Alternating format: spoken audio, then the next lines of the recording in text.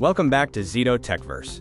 In this video, we're covering the top 30 AWS cloud-native architecture interview questions, spanning core principles, compute, storage, and more.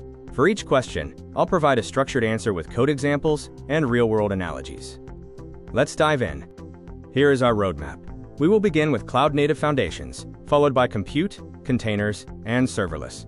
Then, we will explore data, messaging, and integration, concluding with resilience, security, and operations. Let's start with our first section. Section 1 covers the core foundations of cloud-native architecture on AWS. Question 1. What does cloud-native mean on AWS? Essentially, it means designing applications to fully leverage cloud elasticity and managed services, rather than just moving legacy servers. It involves using microservices, containers, and serverless components, all while defining your infrastructure as code. This approach ensures your apps can scale on demand and are resilient by design. Question 2. What are AWS regions and availability zones? A region is a distinct geographic location, like US East 1, containing isolated infrastructure. Within each region, you have multiple availability zones, separate data centers with independent power and cooling. Deploying across these zones is key to achieving high availability. Question 3. What is the AWS well-architected framework? It is a set of best practices designed to help you evaluate and improve your cloud architecture. It focuses on 6 pillars: operational excellence, security, reliability, performance efficiency, cost optimization, and sustainability. Use it as a checklist to ensure your design is robust. Question 4. What is a VPC and why is it important? A virtual private cloud, or VPC, provides an isolated private network within AWS. You maintain full control over subnets, routing, and gateways. It acts as the backbone for securing your resources, allowing you to segment traffic between public and private subnets. Question 5.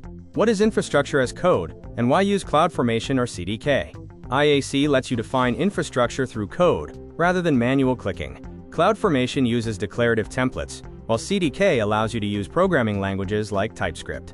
This makes your deployments repeatable, version-controlled, and much easier to manage across environments. Question 6. Monolith versus microservices. When to choose which? A monolith is a single deployable unit, perfect for starting fast. Microservices offer independent scaling and team autonomy, but introduce significant operational and network complexity. Start simple, and only move to microservices when your scaling requirements or team growth demand it. Question 7. How do you design a multi-account strategy on AWS? Use AWS organizations to manage multiple accounts under one umbrella. This approach isolates workloads, limiting the blast radius of any security event. Services like Control Tower help automate a secure landing zone, keeping your governance consistent across the entire organization. Question 8. What is the shared responsibility model? It is the division of security duties. AWS secures the cloud infrastructure, like hardware and facilities, while you secure what you put in the cloud, including your data, IAM roles, and application code. Remember, your responsibility increases when using services like EC2 compared to serverless offerings. Moving to Section 2. Compute, containers, and serverless. Question 9. What is AWS Lambda, and when should you use it? Lambda is a serverless function service that runs your code in response to events. There are no servers for you to manage, and you only pay for the execution time. It is ideal for short, event-driven tasks that need to scale automatically. Question 10. EC2, Fargate, and Lambda. How do they compare? These offer different levels of control. EC2 provides full virtual machines. Fargate runs serverless containers without managing servers, and Lambda handles code execution for discrete tasks. You trade some control for increased operational convenience as you move towards serverless options. Question 11. What is the difference between ECS and EKS? Both are container orchestrators. ECS is AWS native and designed for simplicity, while EKS is a managed version of Kubernetes, offering greater portability across different cloud environments at the cost of higher complexity. Both support running containers on EC2 or Fargate. Question 12. What is API Gateway? It acts as a managed front door for your backend, handling crucial tasks like traffic routing, request throttling, authentication, and versioning. By offloading these concerns, it allows your services to focus entirely on core business logic. Question 13. How does autoscaling work? It dynamically adjusts capacity to match actual demand. By tracking metrics like CPU utilization, AWS adds or removes resources automatically. This keeps your performance steady during spikes, while saving costs during quiet periods. Question 14. What is a Lambda cold start? It is the latency incurred when Lambda initializes a new execution environment for the first time. To minimize it, you can use provisioned concurrency, keep your deployment packages small, and choose lightweight runtimes. Question 15. What are some safe deployment strategies? Blue/green deployments allow you to switch traffic instantly between two environments, while canary releases shift a small percentage of traffic to the new version first. Both strategies, combined with automated rollbacks, help reduce risk when deploying updates. Section 3 explores the landscape of data, messaging, and system integration. Question 16. What is Amazon S3? It is an object storage service designed for virtually unlimited file storage with massive durability. It is perfect for data lakes, backups, and static website hosting. By choosing different storage classes, you can effectively balance performance with storage costs. Question 17. When do you use DynamoDB? It is a fully managed, serverless, NoSQL database that delivers fast, predictable performance at any scale.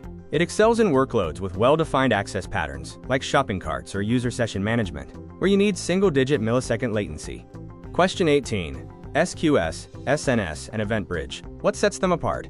SQS is a message queue for decoupling producers from consumers.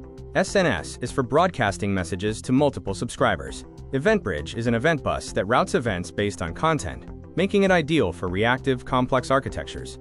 Question 19.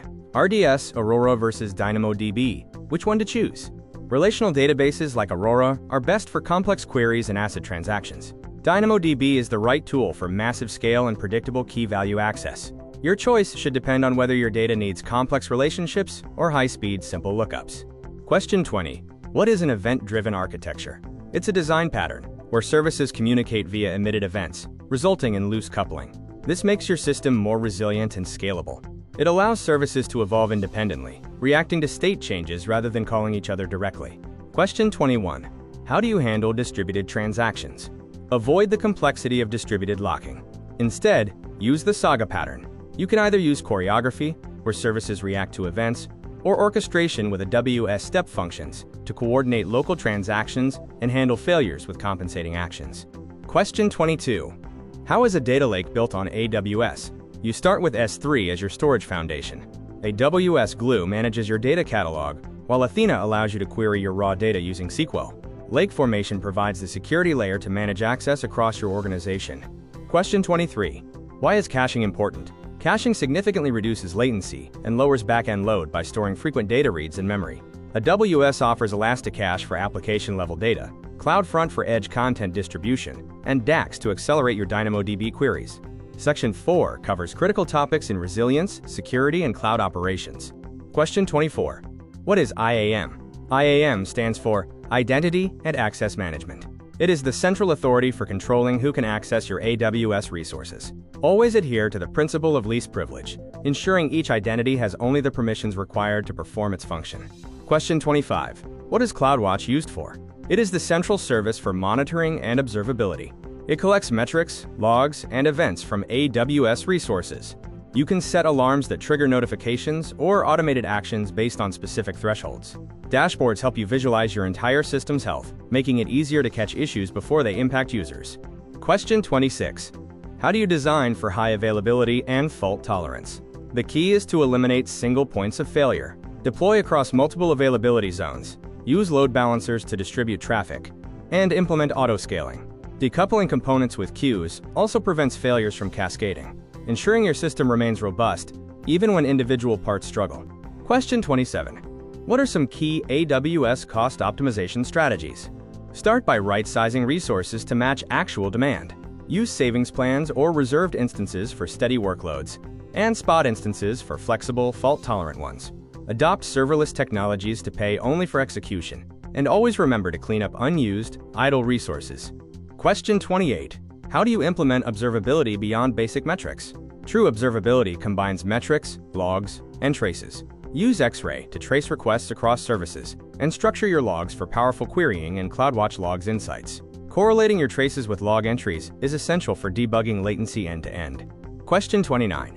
How do you secure data at rest and in transit on AWS? For data in transit, enforce TLS and HTTPS everywhere. For data at rest, encrypt your storage services, like S3, EBS, and RDS, using KMS-managed keys. Always use Secrets Manager for credentials, and rotate your keys regularly to maintain a strong security posture. Question 30. How do you plan disaster recovery on AWS? It starts by defining your recovery time and point objectives. Strategies range from simple backup and restore, to pilot light and warm standby, all the way to multi-region active-active deployments. Choose the strategy that balances your cost requirements with the necessary speed of recovery. That wraps up our top 30 AWS cloud-native architecture questions. If this video helped you prepare, please like and subscribe to Zito TechVerse for more content. Drop your toughest AWS question in the comments below, and I'll cover it in a future video. Good luck with your interview.